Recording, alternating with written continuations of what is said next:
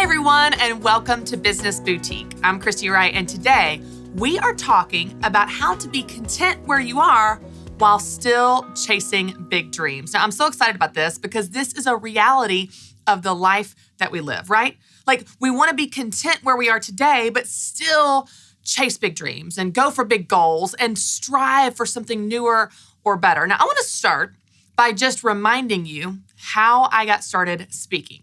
Now, you may have seen me at our Business Boutique events or even some bigger stages like Catalyst or, some large stages across the country at conferences. But let me just remind you, it was not that long ago that I was speaking on stages that looked very, very different. I have spoken at high school cafeterias. I have spoken at family reunions. I kid you not. I have spoken at strip malls and libraries and banks. I spoke at a college one time that was seated for 1,000 people. And 3 students showed up. And it turns out, by the way, those 3 students only showed up because they got extra credit. I have spoken at Kentucky County Libraries on a Friday night doing a financial presentation. What sounds more fun than a financial presentation on Friday night at a Kentucky County Library? I know, it's a real party. I have spoken at a bank one time where they had this conference, this big conference, and it was seated for hundreds of people. And 2 people came, and one talked on her cell phone, not texted, talked out loud while I was speaking, and the other one fell asleep, I kid you not, and snored out loud. Y'all, I could not make this up. I have stories for days. Now, if you were an aspiring speaker, an aspiring professional speaker like I was at the time, then you might get discouraged speaking in these types of scenarios, right? You might get discouraged speaking to an audience that is literally ignoring you. I get that. I have been there, done that, got the t-shirt. In fact, you might even be there right now. You might be feeling discouraged in your business because it's not as big or impressive or flashy or successful as you thought it would be right now. You're not, making the waves you thought you would make. You're not getting the followers you thought you would get. Let's say you published your first blog and only one person read it, and it turns out it was your sweet mama being supportive. Or you did your first Facebook Live and only 5 people tuned in and they were all your friends. Or maybe you put yourself out there and it just didn't have the fireworks and excitement and success that you hoped and dreamed of. I get that. I understand that because I promise you, I have been there. But I want to encourage you today about this whole issue of getting started, this whole issue of starting small and these small beginnings and these unimpressive starts that we have. There is something sacred in the seasons. There is something sacred in each of the different seasons that we go through. And I believe that there is training in the trenches. And I mean that. There is training that is happening in you, in the trenches, when you're going through the valley, when you're on those stages in front of the family reunion or at the Kentucky County Library, or when you're writing that first blog that your mom read. There's something happening in you in that season, in those trenches, that can't happen any other way. See, I believe that God is doing something in you right now, right exactly where you are, that cannot happen any other way. So, instead of wishing away your life, instead of always wishing and wanting and trying and striving for something more, the next big break, the next big success, the next revenue level, the next income level, the next Facebook follower number to hit, instead of that, instead of always looking to the next, I want to encourage you and challenge you to find contentment in the now. Now, let's go ahead and acknowledge something. That's hard. It's hard to be content right now, right where you are, especially when I know that you want more. And this is true in business and in life. I know you want more. More money, more time, more flexibility, more freedom, more success, more impact, more of everything. I do too. I totally get that. But being content does not mean giving up on your goals. Being content does not mean not being goal-oriented. Being content does not mean halfway doing something. See, here's the thing. It's both and. It's being content right where you are and still striving for where you're going. See, it's being thankful and grateful for what you have today while still working really hard for something more. It's showing up for your 200 Instagram followers while still wanting to turn that in to 200,000. It's both. But here's the thing. See, if you're not faithful with where you are and what you have today, God can't trust you with more. If you're not grateful for what you've already been given, God's not going to give you more to be ungrateful for. See, we're not talking about a situation issue. We're not talking about a success issue. We're talking about a heart issue. And I know that that's hard, but that's why I'm so excited to talk about this today, because this is something that we can all work on, myself included. So let's talk about how to do that.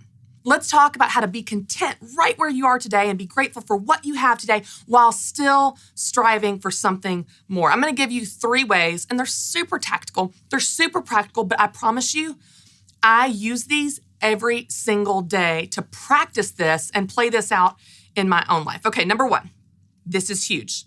This is huge, especially if you're wired like me, where your mind can kind of wander. The first way is to control your thoughts. Now, I know this is hard, especially if you have a vivid imagination like I tend to have. And I know it's also hard with social media. You're scrolling Instagram. It's so easy to get sucked into the comparison trap. You're just minding your own business. You're enjoying your life. And the next thing you know, you're scrolling along and you see that your friend has brand new granite countertops and a perfectly clean house. Sure she does, right? And then you're scrolling along and you see, oh my gosh, your coworker just went on another European vacation. And then you're scrolling along and you see your distant cousin has this perfect family photo with perfect kids, with perfect smiles, and they all just behave perfectly for pictures. Now, meanwhile, of course, your countertops are old and moldy and tile. You haven't been on a vacation in years, and your kids are currently smearing peanut butter and jelly all over your wall from the lunch that they just halfway ate. That's reality, right? We feel that. We compare someone else's highlight reel to our current reality, and that is a recipe for discouragement. It's a recipe for resentment. So the way that you combat this is to control your thoughts. I love how the Bible says, take every thought and hold it captive to Christ. Every thought. Now, that's a big ask. That's a big challenge. But if we realize our thoughts can get away with us so easily, and when we get sucked into the black hole of comparison and social media, they can take on a whole new life of their own. Before you know it, you were enjoying your life 1 minute, and 20 minutes later of Instagram scrolling, you hate your life, you hate your countertops, you hate your kids, and you hate the fact that you haven't been on a vacation. All that occurred was comparison crept in. So instead, the way to combat that is to control your thoughts. See, when you feel that discontentment creeping in, and it really does creep in very, very sneakily, very gradually, instead, stop your thoughts in their tracks and instead focus on what you are grateful for. Which brings me to number 2. The second way to be content where you are while still striving for bigger things is to focus on what you have.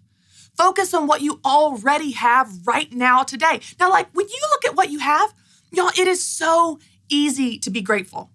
Do you know, this is so interesting to me.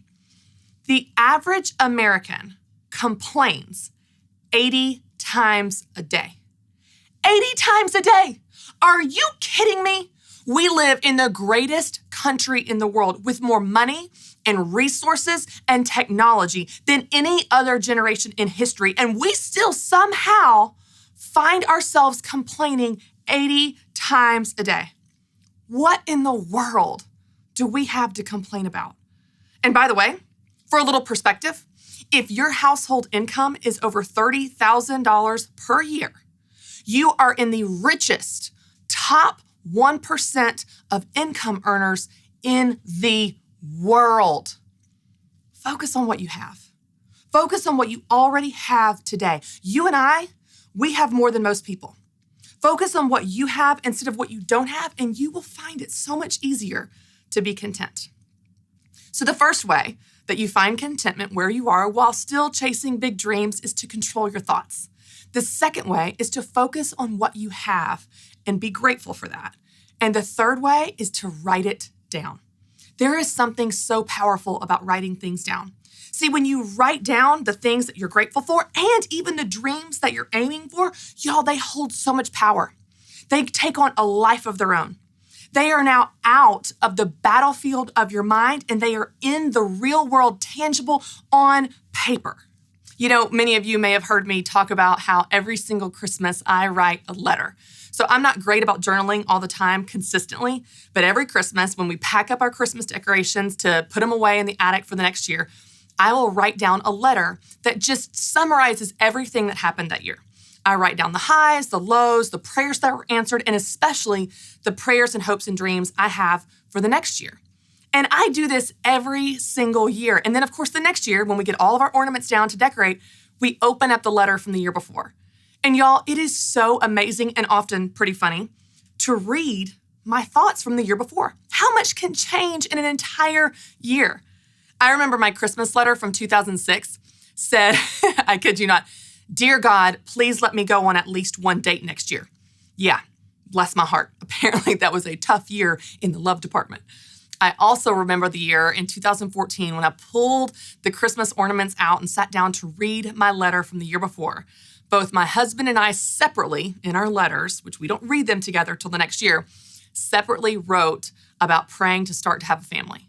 And I sat there holding the letter over my giant belly when I was pregnant with our first son, Carter, that was going to be born in January of the next year.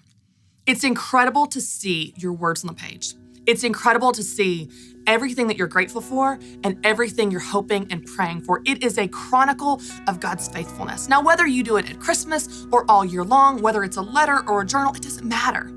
I want you to write it down. I want you to write down what you are grateful for.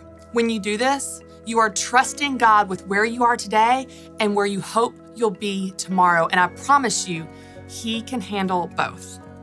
Control your thoughts. Focus on what you have already and write it down. I think that when you do that, you will find that chasing big dreams not only becomes easier, it also becomes a lot more fulfilling along the way. Thanks so much for watching, and don't forget to subscribe to my YouTube channel. And if you are ready to put this contentment thing into practice, well, I've got some good news. My good friend Rachel Cruz has a brand new contentment journal. Y'all, you can check this out for free and even read the first 10 pages completely free by clicking the link below.